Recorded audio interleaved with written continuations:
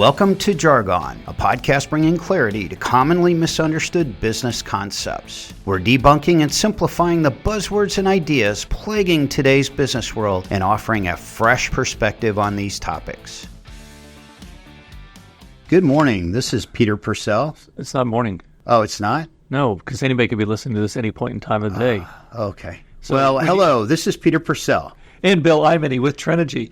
You know, I have to give Peter a little bit of a hard time when he says good morning. He kind of caught me on this one, yeah. Because it might not be morning for you. You might be listening to this on your drive home, and we appreciate the two of you who are listening to our podcast. Yeah, our two listeners. So this is another Jargon podcast, and what we want to talk about today is actually a little bit timely.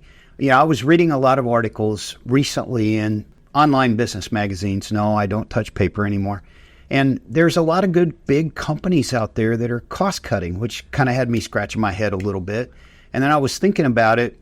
And the truth of the matter is we've had many articles out on our website to talk about how to do cost cutting, where do you focus, and how do you do it right. And what I'm hoping is that these large companies, some which I own stock in, are doing it right. So, Bill, maybe I could sort of interview you and see if you could share some nuggets of, brilliance. Well, Peter, I was hoping to interview you, but I'll be glad to be interviewed if that's how you want to do it today.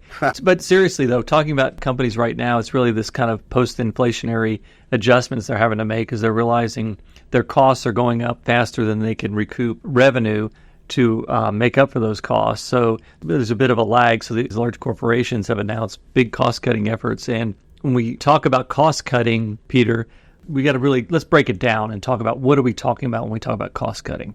Right. So if I were to look at cost structure, and again, I'm not the finance guy, right, sitting here at the table between these two microphones, but I think of, operational expense, I think of G&A, and then I also think of capital, right, your capital expenditures.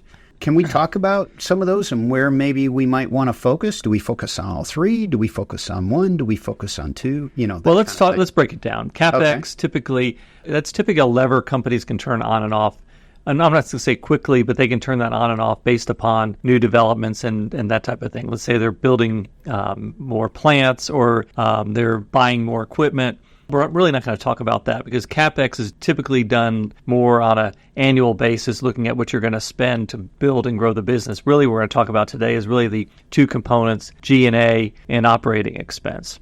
So if we were to look at both of those, a couple of things that I see is, the big line items in both potentially are personnel, right? Well, yeah. So if you look at a typical, let's take operating expense, a typical manufacturing company, personnel costs are typically 40 to 60% of operating costs. And then for a service company, it could be 70 to 90%. So really a preponderance of your operating expenses are personnel. And then from a G&A perspective, typically it can go up to 70 to 90% where your G&A costs are driven by personnel. So someone might say, well, we have buildings and furniture, but that's all driven by personnel. The more people I have, the more furniture I got to buy, the more office space I need. The more IT stuff you need. More software, more hardware, right. The technology we need. So really, if you look at it and you look at OPEX and G&A, a preponderance of the expenses are personnel.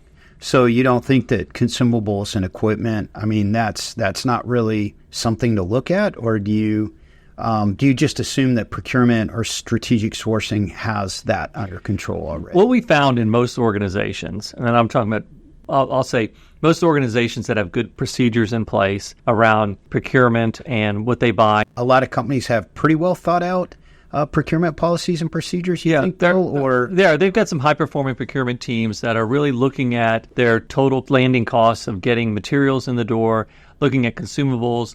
So they do that on an ongoing basis for the most part. Yeah. So if they're not doing that, it's pretty easy to come down with a hammer. I'm being strong there, but it's pretty easy to come in and go, hey, procurement, you're not doing your job, do your job, and address that pretty easily. Yeah, but procurement organizations aren't doing that. And the problem is when procurement organizations are told, hey, guys, cut costs, what ends up happening, quality or delivery time then basically fails. Right. So you got to have the right balance. And I see too often when they come too hard on procurement, all of a sudden you're getting in sub-quality materials, sub-quality parts, equipment, and you're going, well, we got the best deal. Yeah, well, you get what you pay for. So now we're saying we're really kind of focusing on personnel, which is, kind of a sensitive subject. Everybody who has a job wants to keep that job in general. So how do we go about attacking personnel and doing it right? So I don't want to attack personnel. So okay. How do we address that gap or that surplus, if you will? Yeah. So in most organizations, you're right, Peter. Talking about headcount reductions gets everybody nervous. People are running scared, and it creates more angst and inefficiencies than anything. People become less motivated. People are questioning their job. And then typically what happens is the good people leave, and then you're stuck with the people you wanted to get rid of. So then you've got a double-edged sword problem. Really what you want to do is proactively address your organization and look at it from two ways. First of all, what are the root causes that are driving inefficiencies in your organization? Is that a test for me? Because I have an idea. Well, go ahead. And so I'm going to think it's probably bad org design and maybe bad process or some combination. Well, yeah, but I'm getting down to a deeper level than that. Oh, okay. I'm really saying what's causing it. Is it bureaucracy? Are there excess controls in place? Are there things that are happening in the organization that are just, I'll call it, we always done it that way type stuff? Can you get rid of those type of things? Looking at those root causes, but then also understanding sometimes the root cause is how your organization's structured.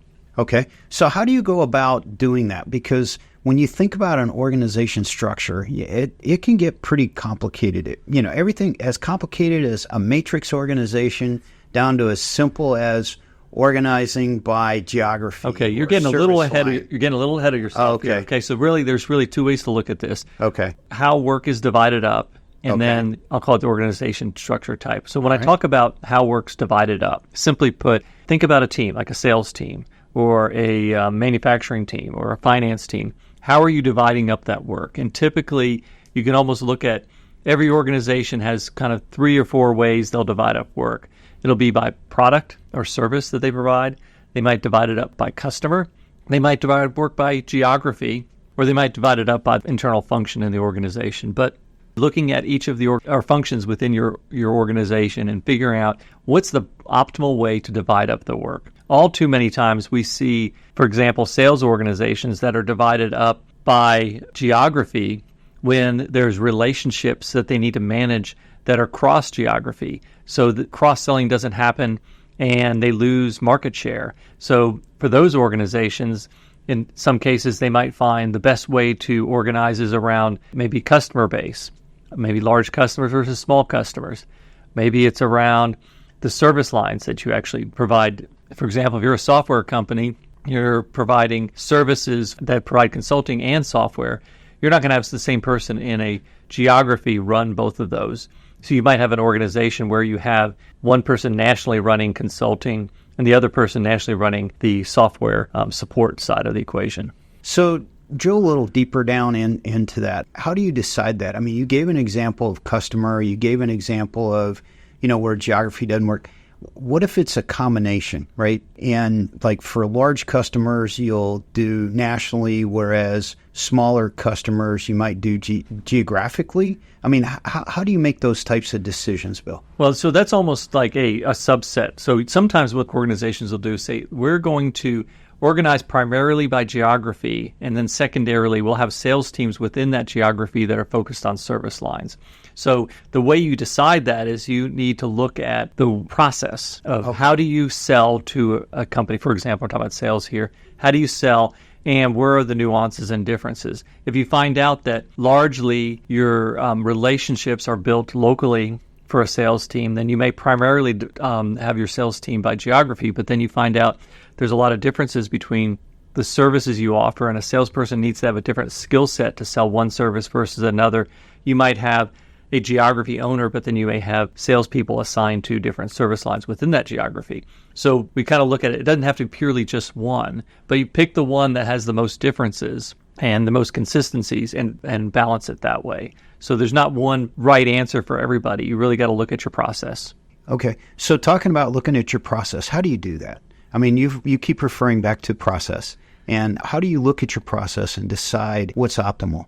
Because it seems like it drives a lot of what you're just talking about. Well, you've got to go through and do some process mapping in some cases and take a look at roles, responsibilities, who's doing what are the skill sets that are required for those different areas. So it's not a simple cookie cutter, here's the one way to do it. But most organizations have a sense for what's the optimal way to organize different functions in their company. In a lot of cases, we will have a workshop with our clients where, a matter of a couple of days, we'll come up with what those answers are based upon just some criteria that we'll use for that organization specifically. The problem is a lot of companies have their organization set up because of the legacy people they have there who have a skill set.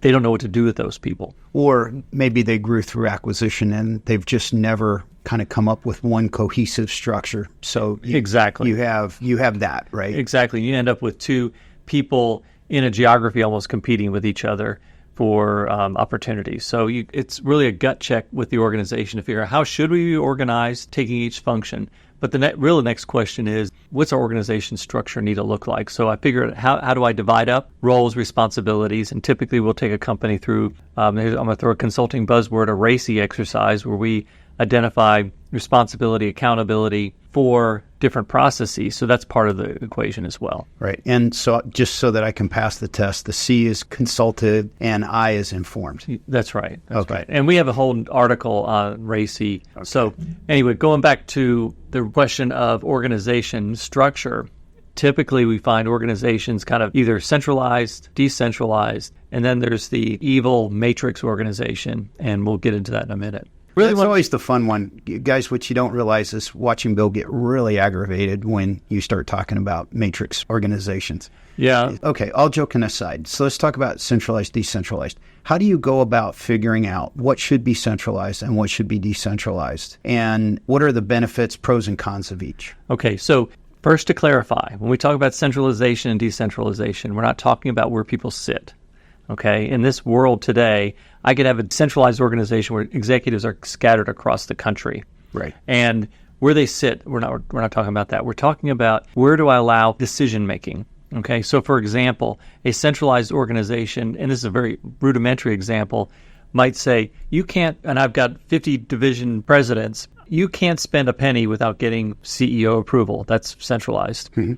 Division presidents, you can spend whatever you want. That's decentralized. And that's a very simple, rudimentary example, okay. But it's all about decision making and what are they allowed to do, what they can and can't do. Can they make decisions on how they do things, how a process is run? So really what an organization needs to do is make that decision. And not all processes need to be centralized and not all processes need to be decentralized within an organization. So, for example, you may decide, I'm going to centralize my finance and accounting. And most mature organizations have done that. You want to keep your controls in place. You don't want a division deciding what controls they should put in place. Right. You don't want a division deciding what the general ledger looks like. Correct. You want that centralized, as an example. But you might have a decentralized organization for operations. Or even sales, potentially? For sales, yeah. Right. And we were picking on sales a little while ago, but right. I might allow my salespeople or my, let's say, regional sales managers to figure out what the best discounts should be for my customers. Because each region might have different types of competitors in it and different strategies, different penetration needs, etc. I've even seen some organizations, and I'm not advocating this, but even allowing regions to maintain their own brand identity, where they've acquired companies and allowed them to do that. Now, that's a little dangerous because once you do that, then things tend to run amok in the organizations when you allow brand identity, because then they take a life of their own and they tend to be less compliant with anything that is centralized. Yeah, it just becomes psychological. Exactly. I don't really work for, the mother, if you will, or the main company. I work for this company, and we're different, So, yeah, I could see... Don't tell me what to do. Yeah, don't tell me what to do. So I could see that happening. What we do is we ask organizations, when we talk about this, is what are you comfortable with pushing out to the field to enable them to operate as efficiently as possible? What decisions are you allowed to do? And that's, again, where that RACI comes into play. Who am I holding accountable for discounts? Who am I holding accountable for pricing? Who am I holding accountable for making operational planning decisions? Right. That leads into operations. I mean, it's kind of, I can see visually how it makes sense from a sales perspective, but operations, you could decentralize a little bit, it seems, in services, but if you're a manufacturing company, maybe not so much. Maybe not. It really depends. So let's say you're a manufacturing organization and what you ship to your customers is regionally based. And maybe the manufacturing plants don't make the same thing, or the parts aren't interchangeable. And then those could maybe be regional. Because they're not dependent on each other. But if you have manufacturers that are all making the same thing and their parts are interchangeable, and by the way, they cross boundaries, you might say to the plants, guess what? You don't get to decide what your production is going to be. Right. That's a central planning function. So it's all about what makes sense for the organization, what's going to get the product to the customer or the service to the customer as quickly and efficiently as possible. Yeah. So it seems like, by answering some, I'm going to say fairly simple questions, you can kind of make these decisions pretty quickly, especially if you use RACI as, one of your core tools. I'm not saying it's the only tool, but if you use RACI as a core concept, you can get there pretty quickly. You're correct. So this is where companies get into trouble, though. They go, well, we kind of want both. We want a centralized and decentralized structure. And we want to have, we have a region here, and I've got a guy, he's in charge of the country, but then there's also someone in charge of sales. And so a person in the organization, individual, he actually reports to two people in a matrix organization. Right. And that's where executives don't want to make a decision one way or another. And I know I'm sounding overly critical, but that creates a lot of inefficiencies in organizations. So let's kind of ease into the close of this podcast. If you could just kind of give us a little bit more about, the pros and cons, if there are any pros actually, of a matrix organization. Because I know this is a fun topic for you to talk about. Yeah. In a lot of cases, some really, really large organizations, like a GE, get into these matrix where they have different companies that have different, like lighting, healthcare, so on and so forth. But I need to pull those together in some shape or form. So I got a president of those business units, but then I need someone to tie in sales across those business units. Those really complex organizations tend to lean towards a matrix organization, mainly because they feel like they don't have any other choice. They want to give some level of autonomy to the division presidents, but not all. And so it's kind of this push-pull where they end up negotiating that. The challenge is, and I'm not saying it's all bad all the time, but it is a challenge. And it becomes a budget challenge. When someone's deciding what's the sales budget, does the division president own it or does the VP of sales own it? All the budgetary questions that go into play. So what you end up having to do in a matrix organization is you're having to put a lot of process in place around your planning, forecasting, budgeting, right. And all of that. It takes a lot of work and a lot of coordination. And sometimes it ends up taking a preponderance of people's time just to get a plan and a forecast out the door. Yeah, I was going to actually talk a little bit or kind of share my experience of working within a matrixed organization right out of college. And what I realized looking back is it was probably the most inefficient time in my career. I spent more time asking for permission from various people just to do simple things.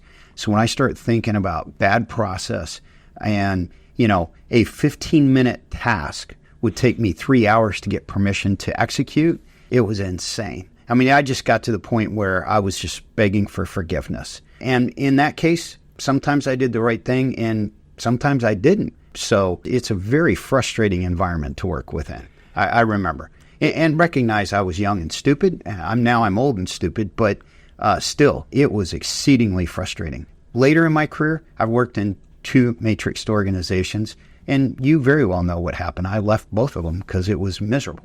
Well, and I think it takes a certain personality to thrive in a matrix organization. Maybe that's what you're getting at. And you or I don't fit that personality. No, but not even close. But I think that's a challenge, too, for these matrix organizations. You got people out there who want to be innovative and do things quickly and efficiently, and they're hampered by it. And then those people end up leaving those organizations. So then you're stuck with people who maybe prefer the compliance. Some people do prefer making sure they ask everybody for permission first before they do something because they're afraid of failure.